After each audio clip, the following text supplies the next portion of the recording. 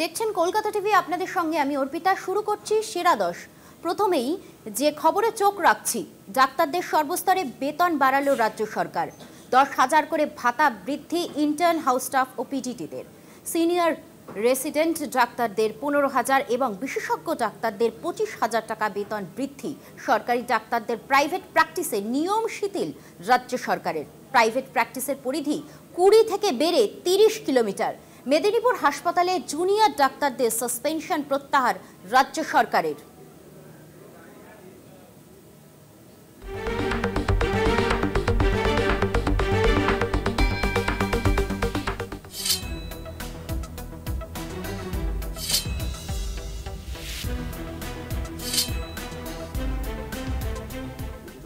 আরজি করে চিকিৎসককে ধর্ষণ খুনের ঘটনায় রাজ্য রাজনীতি উত্তাল হওয়ার পরই চিকিৎসক মহল ও রাজ্য সরকারের বিভেদ চওড়া হয়েছিল।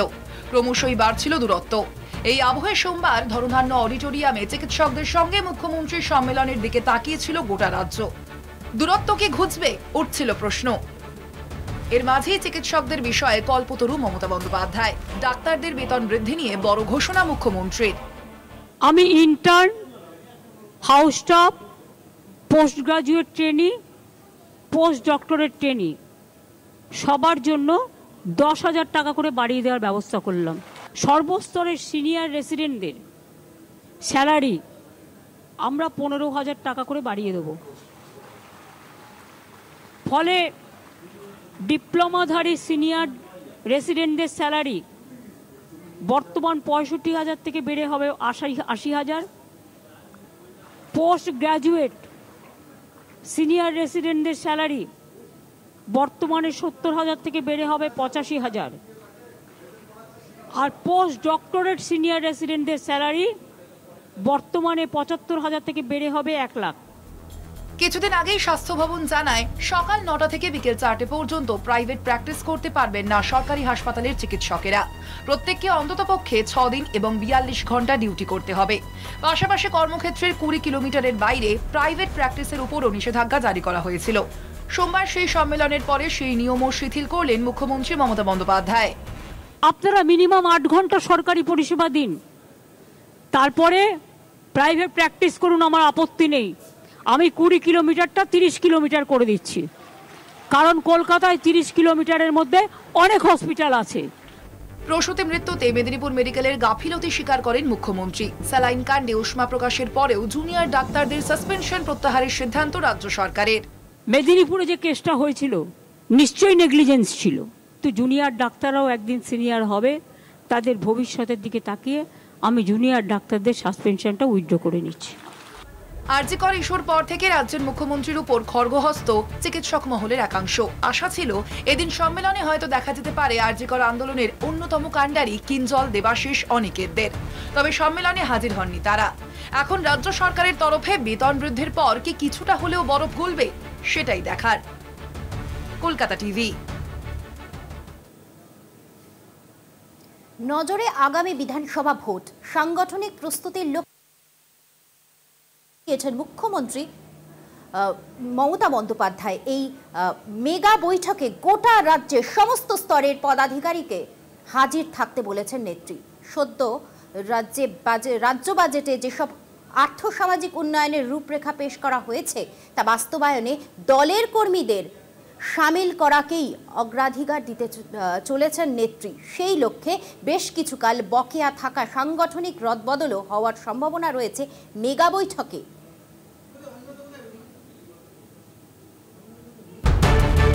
আগামী বছরের বিধানসভা নির্বাচনের দামামা 27শে ফেব্রুয়ারি নেতাজি ইন্ডোর স্টেডিয়ামের মঞ্চ থেকে বাজাতে চলেছেন তৃণমূল নেত্রী, রাজ্যের মুখ্যমন্ত্রী মমতা বন্দ্যোপাধ্যায়। বৃহস্পতিবার বেলা 11টায় শুরু হবে এই মেগা বৈঠক। তৃণমূলের পঞ্চায়েত, ব্লক, জেলা ও রাজ্য স্তরের নেতা নেত্রীরা যোগ দেবেন। ভোটের আগে শেষ পূর্ণাঙ্গ বাজেটে আগামী 1 বছর রাজ্য সরকারের পথ চলার একটি রূপরেখা পেশ করা হয়েছে। সূত্রের মতে তার রূপায়ণে দলীয় সংগঠনকে কাজে লাগাতে চান দলনেত্রী। সেই বিষয়ে দলের সর্বস্তরের কর্মীদের অংশগ্রহণ নিশ্চিত করতে চান তিনি। কেননা দুয়ারে সরকারের মতো প্রশাসনিক কর্মসূচির সফলতার সঙ্গে তৃণমূলের সাংগঠনিক জনসংযোগের সম্পর্ক রয়েছে। বৈঠকে এই বিষয়ে বিশেষ গুরুত্ব আরোপ করা হবে বলে মনে করা হচ্ছে। একই সঙ্গে নির্বাচনের প্রাক্কালে সংগঠনেও কিছু রদবদল করতে চান মমতা। ইতিমধ্যেই কিছু সাংগঠনিক বদল ঘটেছে। দলের জনপ্রতিনিধি থেকে সাধারণ নেতৃত্বের শৃঙ্খলার উপর জোর দেওয়া হয়েছে। সেই লক্ষ্যে একাধিক কমিটিও গঠিত হয়েছে। দলের একটি সূত্রের মতে এই বৈঠকে আরও কিছু রদবদল হওয়ার সম্ভাবনা রয়েছে। আগামী ভোটের প্রার্থী বাছাই প্রক্রিয়ারও দিক নির্দেশ মিলতে পারে বৈঠকে। জেলার গুরুত্বপূর্ণ পদাধিকারী, সভাপতি, বিধায়ক, সাংসদ, শাখা সংগঠনের প্রধানদের বৈঠকে থাকতে বলা হয়েছে। রাজ্য সভাপতি সুব্রত বক্সী দলের তরফে ব্যক্তিগতভাবে সবাইকে আমন্ত্রণপত্র পাঠিয়েছেন। কলকাতা টিভি।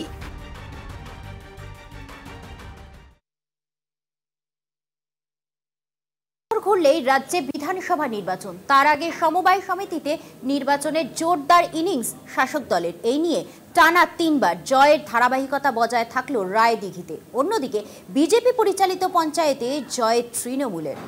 জোট করেও শাসক দলকে আটকাতে অসফল বিরোধীরা।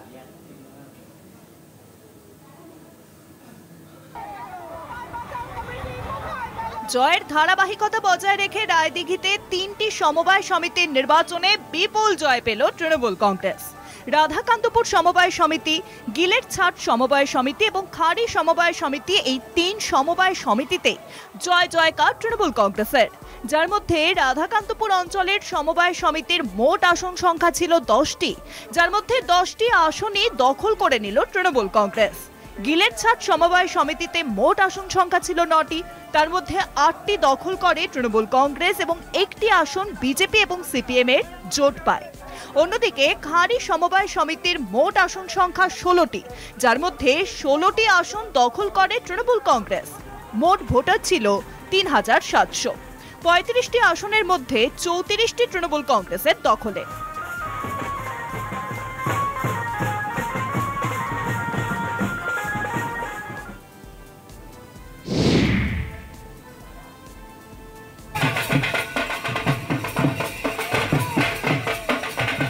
বিজেপি পরিচালিত গ্রাম পঞ্চায়েতের সমবায় ভোটে জয় তৃণমূলে। কৃষ্ণনগর ভান্ডারখোলা গ্রাম পঞ্চায়েতের আরশিহরি পানিলালা সমবায়ের কৃষি উন্নয়ন সমিতির নির্বাচনে একেবারে সবুজ ঝড়। বিজেপি সিপিএমকে হারিয়ে 9টি আসনেই জয় তৃণমূলে। দীর্ঘ 13 বছর পর সমবায় দখল করল তৃণমূল কংগ্রেস। শেষ ভোট হয়েছিল 2012 সালে। ফলাফল ঘোষণার পরেই আবির খেলায় মাতলেন তৃণমূল কর্মী সমর্থকেরা।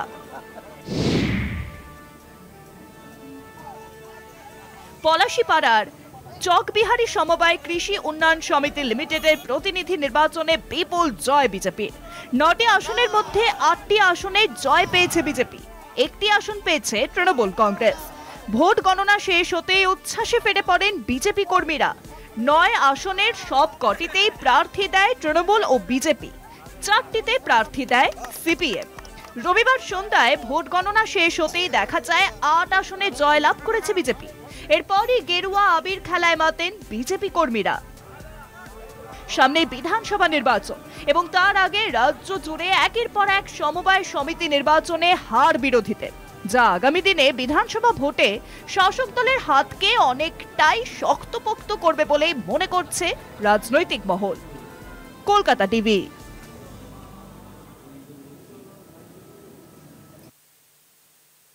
এরপর থাকছে অন্যান্য খবর, সঙ্গে থাকুন। বিরতির পর যে খবরে চোখ রাখছি, ফের ভুয়ো চিকিৎসক পুলিশের জালে। রেজিস্ট্রেশন নাম্বার নকল করে প্রতারণার অভিযোগ চিকিৎসকের বিরুদ্ধে। পূর্ব মেদিনীপুরের একাধিক ওষুধের দোকানে রোগী দেখতেন ভুয়ো চিকিৎসক। নন্দকুমার থানায় পুলিশ ওই ভুয়ো ডাক্তারকে গ্রেফতার করে।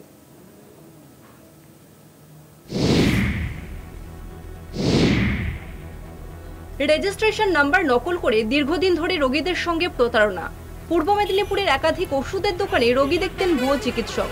সূত্রের খবর, ওড়িশার এক চিকিৎসকের রেজিস্ট্রেশন নাম্বার নকল করে রোগী দেখতেন সি দাস নামে এক ভুয়ো ডাক্তার। চিকিৎসা চলাকালীন এক শিক্ষকের মৃত্যুর পরেই ঘটনা প্রকাশ্যে আসে। তারপরেই জানা যায় ওই চিকিৎসকের কোনো সার্টিফিকেট নেই, এমনকি রেজিস্ট্রেশন নাম্বারটিও নকল। একদম সাধারণ একজন মানুষ যে টেলিস্কোপটাও লাগাতে জানে না, উনি উড়িষ্যার কটক থেকে প্র্যাকটিস করেছেন বা ডাক্তার বলেই উনি আমাদের এই পশ্চিমবাংলার বিভিন্ন জেলায়, বিভিন্ন অঞ্চলে, বিভিন্ন ওষুধ দোকানে উনি চেম্বার করে বেড়াচ্ছেন। উনি করেছেন কি, উড়িষ্যার একজন প্রফেসর ডক্টর চন্দন দাস, উনার নাম নিয়ে উনি তার রেজিস্ট্রেশন নাম্বারকে নকল করে, প্যাড স্ট্যাম্প সিল যা হয় তা নকল করে পুরো রুগী দেখা শুরু করে দিয়েছেন দীর্ঘ বছর ধরে।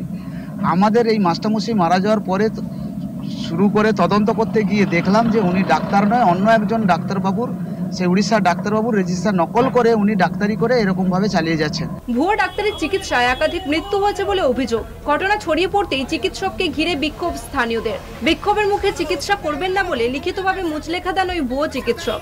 তাকে গ্রেপ্তার করে নরঘাট থানার পুলিশ। পূর্ব মেদিনীপুরের নরঘাটে যে ওষুধের দোকানে রোগী দেখতে দেখতে তিনি ধরা পড়েন, সেই ওষুধের দোকানটি বন্ধ করে দেয় বিক্ষোভকারীরা। কলকাতা টিভি।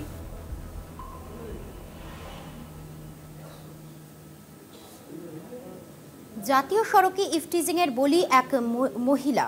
পানাগড়ের বুদবুদের কাছে মদ্যপদের তাড়া খেয়ে দুর্ঘটনায় মৃত্যু নৃত্যশিল্পীর নিহতের নাম সুতন্দ্রা চট্টোপাধ্যায়।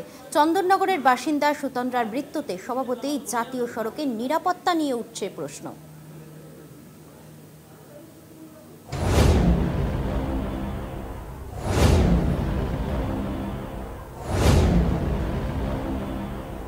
গাফিলতি আছে, এরকম রাত দুপুরে এরকম হয় কি করে? এখানে নিশ্চয়ই পুলিশের কোনো ইয়ে ছিল না। এখনো পর্যন্ত পুলিশ তো কাউকেই অ্যারেস্ট করতে পারেনি। শাস্তি চাইছি যারা এই কাজটা করেছে। আমার আজকে 8 মাস আগে আমার হাজব্যান্ড মারা গেছে, আমার মেয়েই সব।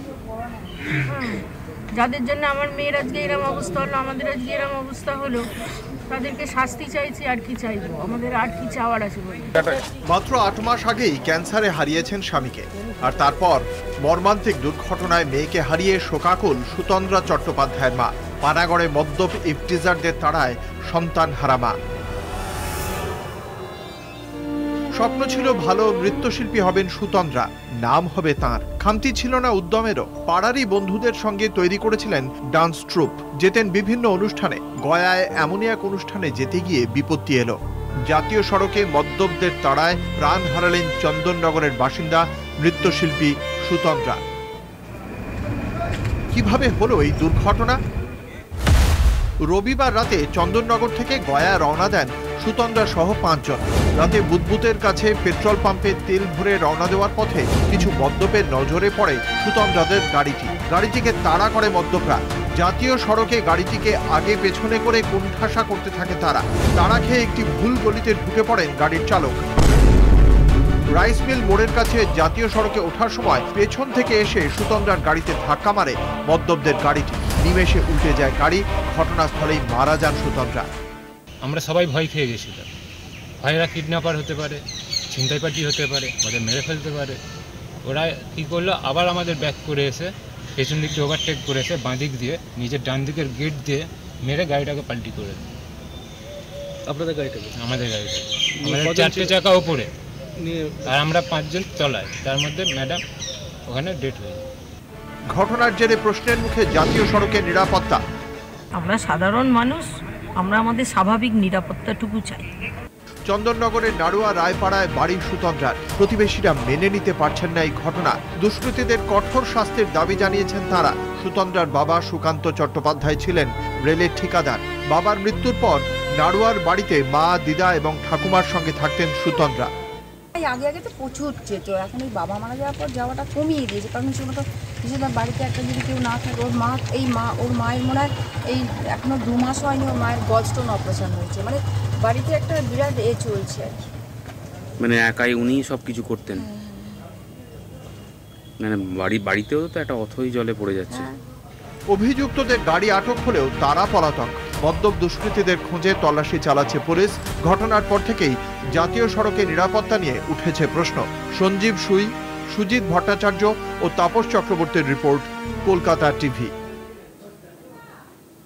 সেরা 10 আজ এই পর্যন্তই। দেখতে থাকুন কলকাতা টিভি, রাত দিন 7 দিন।